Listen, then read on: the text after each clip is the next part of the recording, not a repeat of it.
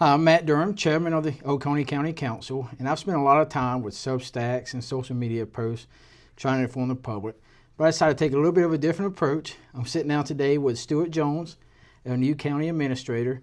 Today marks his 100th day. Is it today or yesterday? That's today, Matt. Today is his Yes. 100th day as a County Administrator. So wanted to sit down with him, let him speak to the public, and let everybody get a chance to know a little bit about Stewart, where he's from, and where he looks to lead Oconee County forward. So Stewart, thank you for coming to Oconee County. It's been quite a busy 100 days. Kind of give us a little bit about your background, how you ended up here, and did you ever think you'd end up in the administrative role of government? Yeah, Matt, it's incredible to be here with you as always. And I'll tell you, it's my background. I'm an 8th generation South Carolinian, a person who has worked in the private sector and the public sector.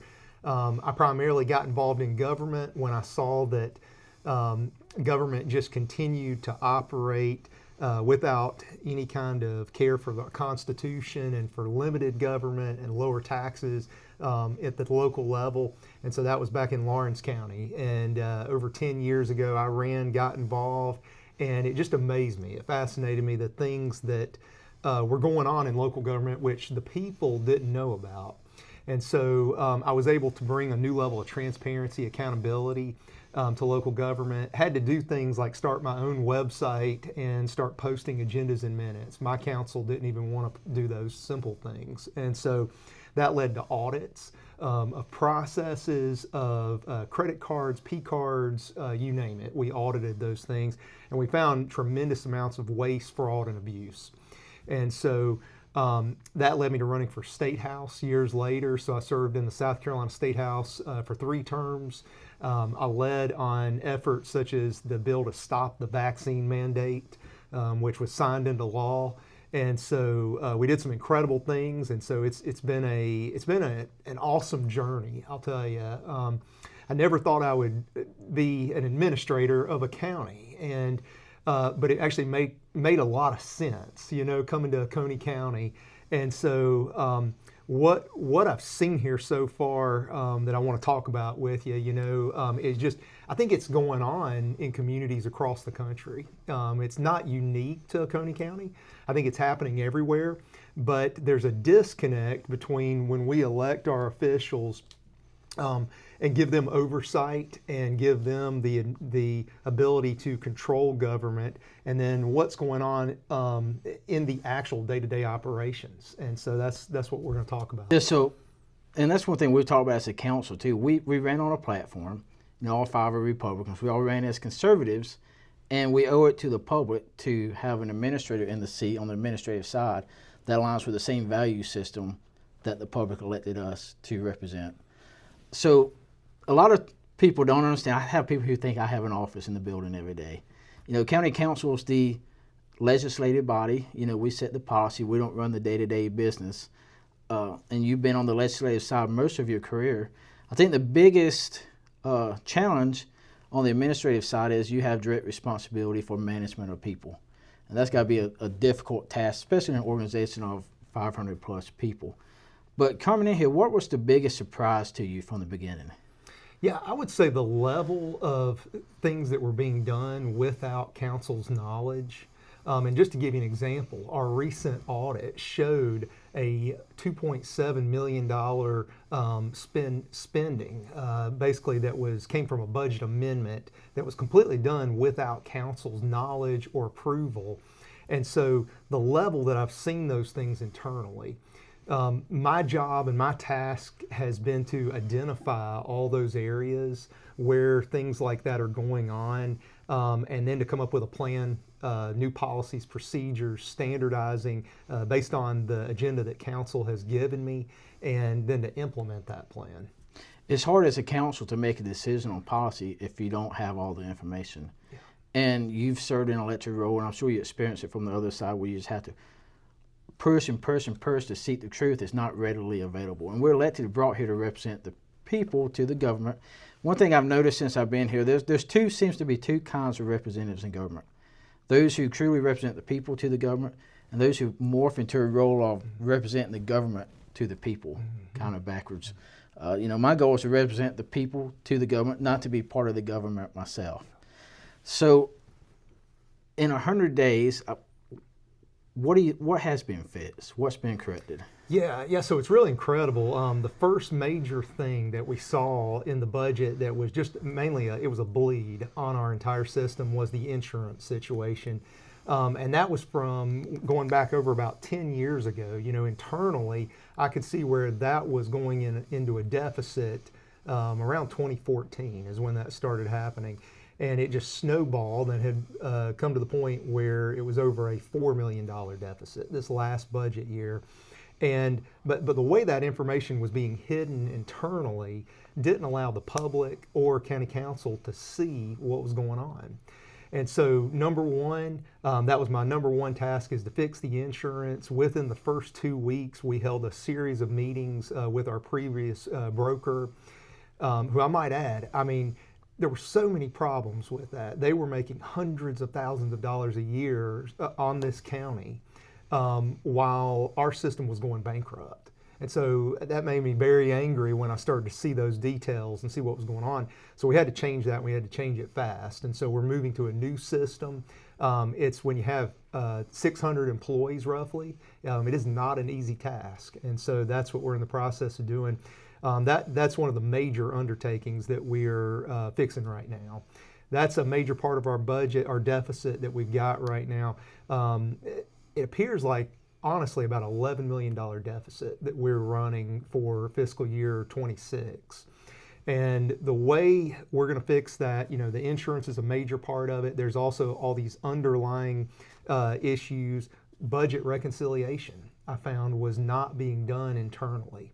So those on a monthly basis, typically your finance will reconcile to the bank, to ensure that the cash on hand matches our internal accounting. And that wasn't being done. And so we found that had not been done since July of last year. Processes like that can set us up for failure, and create bigger problems. So we're in the process of fixing those things. The major thing across the board, I would say, is creating policies and procedures where that is routine, having an open flow of communication. That was another major problem. Honestly, people were operating in silos internally, and they couldn't talk with each other. They weren't talking with each other. Council wasn't getting the information. Information wasn't even being shared internally. So one of the key things that was, when we brought you in, we knew we had some financial problems. And I tried to fill you in on the scope of it that I knew. What we learned is council didn't know the full scope. And one of the things you mentioned, which came out from the recent audit, was the unauthorized budget transfer of $2.8 million to cover health insurance overage. A transfer of that amount requires county council approval. Well past, I think it's $40,000, $50,000, depends on what funds from. That never came before county council. If it did, county council would say, hey, we got red flags here with health insurance. We need to be taking action now, not delaying. So we tried to fill you in coming in. We knew we had issues. We didn't have the whole picture, whether it be concealment or, I don't know why we didn't have the picture, why it was being held from us, but it was. But we brought you in, Stewart, and you're bringing a lot of transparency to the county council, to the public, and that's how you can do government right, is letting daylight shine on everything, not let anything operate in the dark. What would you say, we're getting this stuff straightened out, the budget stuff is going to get straightened, we're getting policies and procedures in place. What do you have a vision for us, say, for the next 6 months, year and a half? Yeah, one thing to add to that real quick, Matt, is that it's always, what I've seen and what we've seen in government is that it's always an uphill battle. Fighting the internal bureaucracy, and the basically what we call the swamp. And when I say that, we've got some good people internally, but in many ways they were being silenced. I'll just be straight up with you.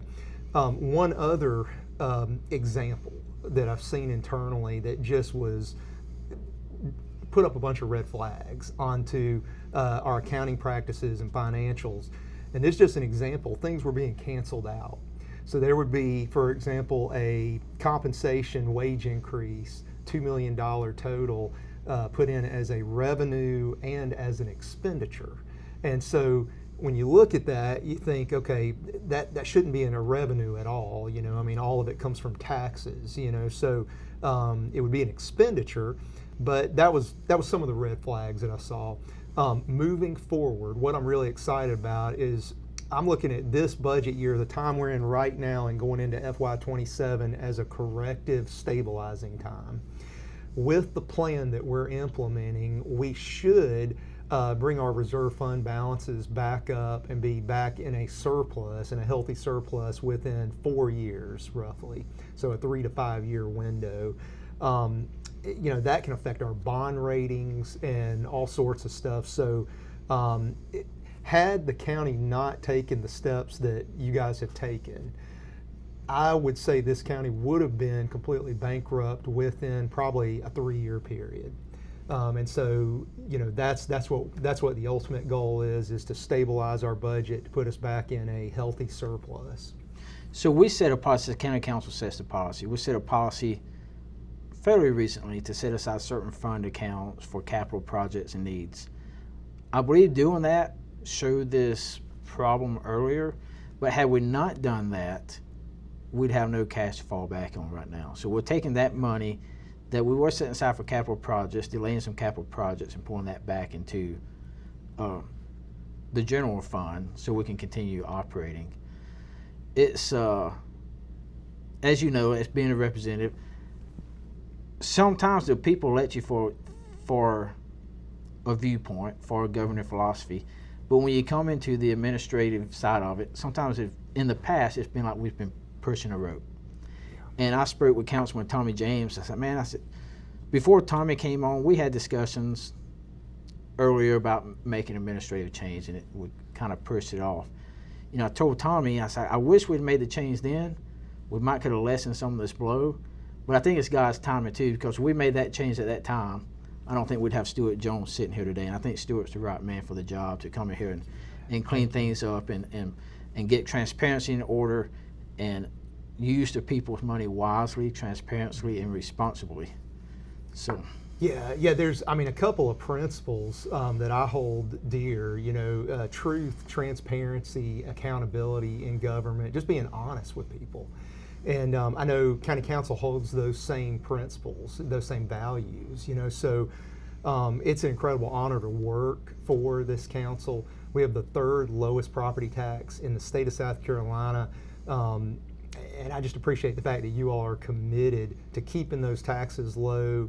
So you can look at any county, any city across the state, and they're constantly working to increase taxes to do those things. And so this council, that is not their agenda. We're working smarter, not harder, with the people's money. So, well, Stuart, I appreciate you sitting down with me.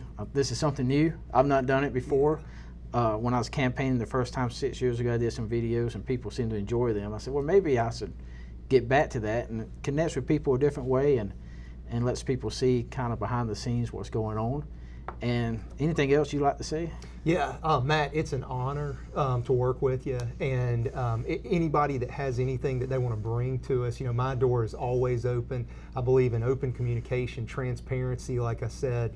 And so I hope we continue to be blessed with all that we have here in Oconee County. So thank you, Stuart. And thank you for watching. And if you have any questions, just send them my way and we'll try to get them answered.